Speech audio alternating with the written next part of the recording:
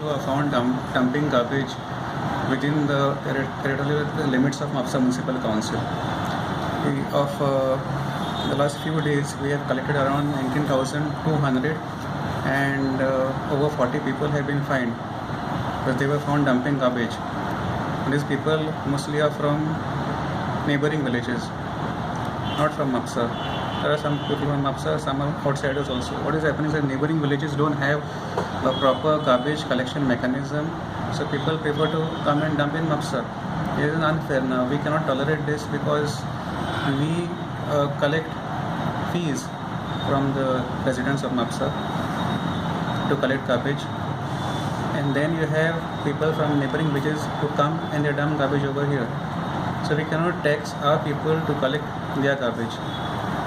So we have instructed our market inspectors and municipal inspectors, supervisors to be very strict on this.